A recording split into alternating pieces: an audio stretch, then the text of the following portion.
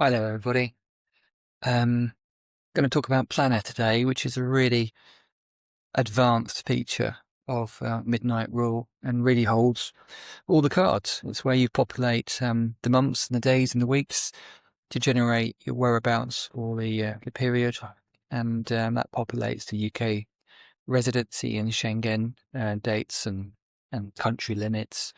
And it's absolutely key for the whole app and very easy to use.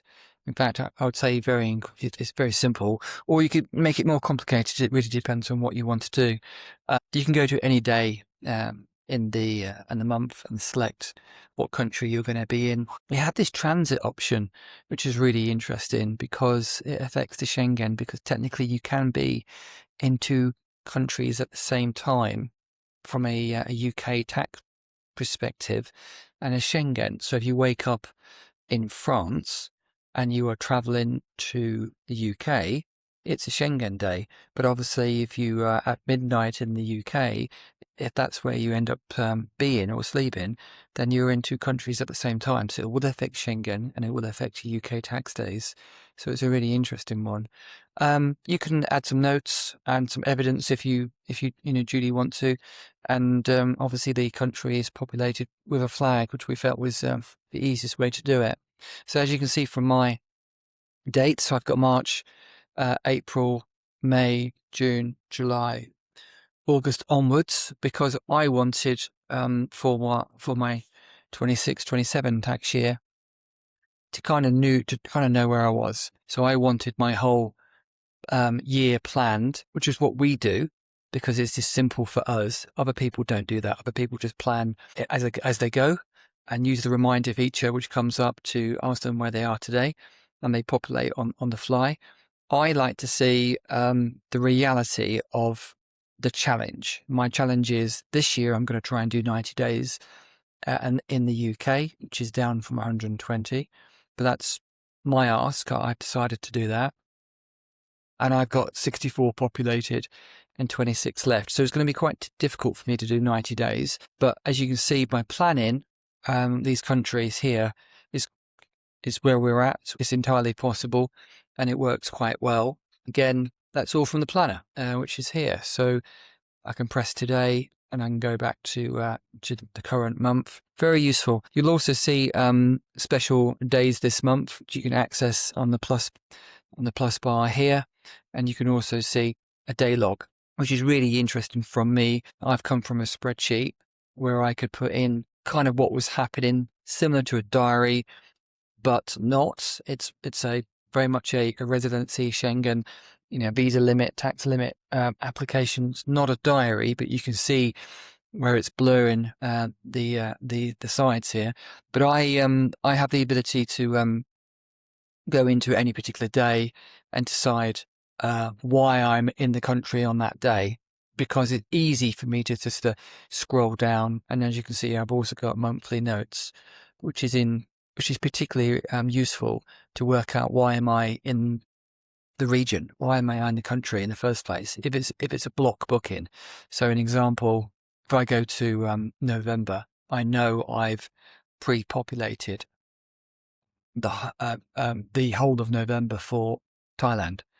And coming to that in a few months' time, I'll be thinking, why have I done that? Oh, well, is it just to save time in the UK, or is there a reason? And I can populate this and decide. It's very useful.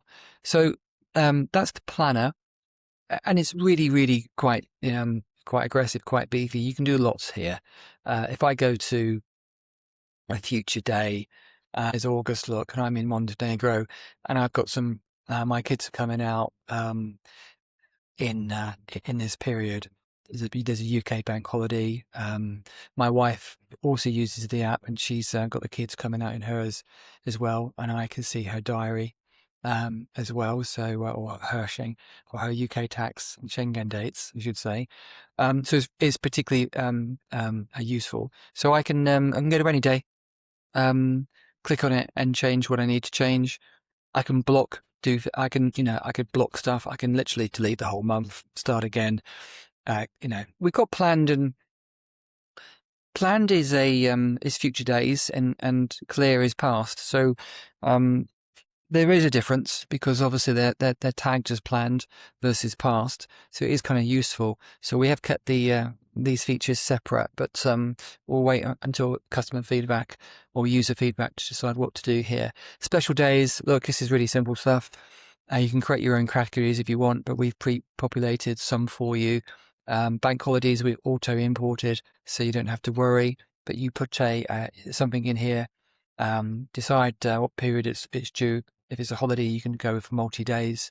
Is it reoccurring? So is it a birthday or an anniversary? And you save it, and hey presto, there you go. And very, very simple. And in settings, you can actually grab these special days, and you can see the bank holidays are auto imported there, and you can refresh that. School holidays has been populated, only a couple of terms. Birthdays have been put in here, which is useful. Anniversaries are holidays. And the reason for that is because what I've done over the years is plan my dates or pre-plan my dates and then forget about a birthday or forget about a really important anniversary, which I should know about, but particularly birthdays. If you want to stay in the UK to see the kids, and I've completely planned different whereabouts, then it's useful to see some kind of indicator that before you block book Thailand in November, you can see what's going on. You'll start to see flights populating here, and we'll talk about flights in a different segment. But flights are appearing. It's very powerful, and if you are linked to anybody or a colleague, you can start to see flights appearing in your diary that you're also on with a colleague. So it's actually very, very useful indeed. So if I go back to May, you'll start to see things being populated even more. So plan is very powerful. Play around with it. Obviously, it affects your dates. And in my case, this tax year, now I've got 3 days left of this tax year, which doesn't really worry me because if I go back to my planner, I'm not in the UK. I don't intend to be anywhere near the UK before the tax year end. So whilst it warns me, effectively, I've got 3 days left in the UK, and therefore I'm very close to my 120 number. It's an interesting stat because I'm nowhere near the UK, and if I look for future, so my next financial tax year, you can see I've populated 64 days so far, got a bunch left. I'm playing with 90. I can change that if I want to, using the settings and the tiers, and then I can play with changing these settings down here very easily to affect that day. As you can see, my previous tax years, I've gone for 120. I used to have 90 because that's what I was allowed, but I matured into 120. But I've decided to play with the idea of being in the UK less for this tax year, which gives me and my spouse more time. So we're just playing with that motion. But the planner is a particularly groovy and powerful feature, and clearly it updates the Schengen and the UK tax dates. So enjoy.